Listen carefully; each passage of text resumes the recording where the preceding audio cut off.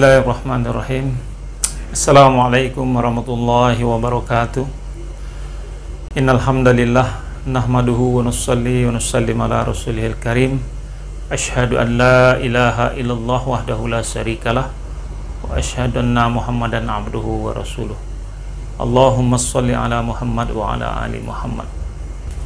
Alhamdulillah para pemirsa Minang Satu dimanapun Anda berada, kita bersyukur kepada Allah Subhanahu wa Ta'ala sampai hari ini Allah Ta'ala masih berikan kepada kita begitu banyak nikmat, dan nikmat yang besar yang Allah beri kepada kita adalah nikmat iman dan Islam.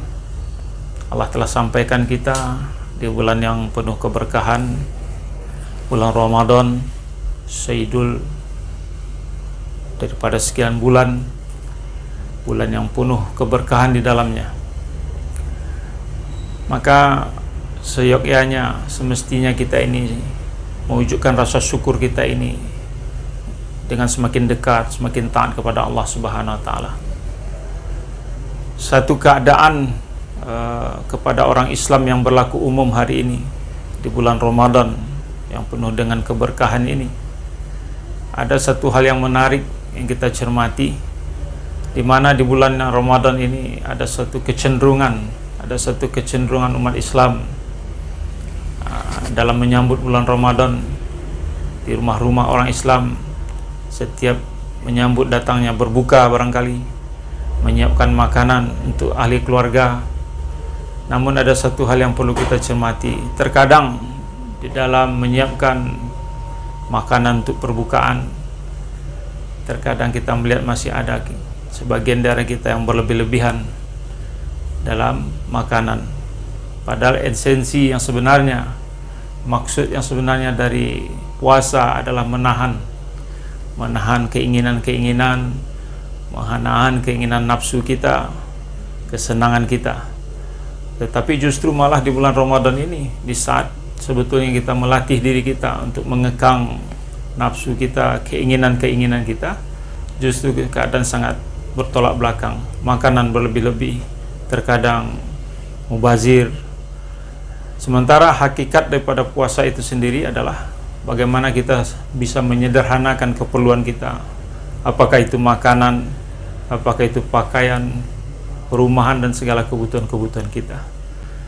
Kita akan bisa menjadi orang yang berbahagia dalam kehidupan kita ketika kita bisa menyederhanakan keperluan kita, menyederhanakan keinginan-keinginan kita, bahkan angan-angan kita.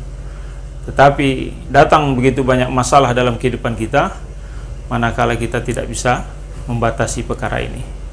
Apalagi yang namanya angan-angan. Nabi mengatakan apabila manusia diberikan satu lembah emas, maka dia akan berpikir untuk mendapatkan lembah emas yang kedua. Dapat lembah emas yang kedua, dia akan berpikir lagi mendapatkan lembah emas yang berikutnya. Begitu seterusnya. Nafsu manusia, hawa nafsu manusia ini tidak akan bisa terpenuhi. Kapan manusia ini berhenti nafsunya? Terpenuhi ketika dia terkubur dalam tanah, kematian datang kepada dia.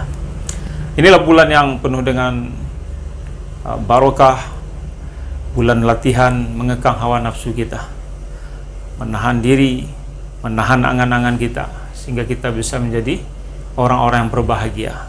Tetapi sebaliknya, bila kita berjalan menjalankan kehidupan kita, nafsu menjadi raja dalam kehidupan kita, di sanalah kesengsaraan kita, di sana timbul masalah-masalah, kesusahan-kesusahan.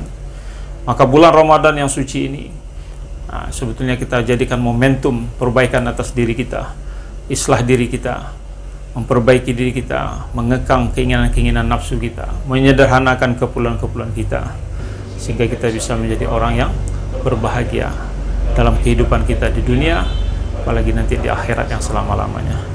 Demikian yang bisa disampaikan. Banyak maaf. Subhanakallahumma bihamdika, nasyhadu an la ilaha illa anta, astaghfiruka wa atubu ilaik. Assalamualaikum warahmatullahi wabarakatuh.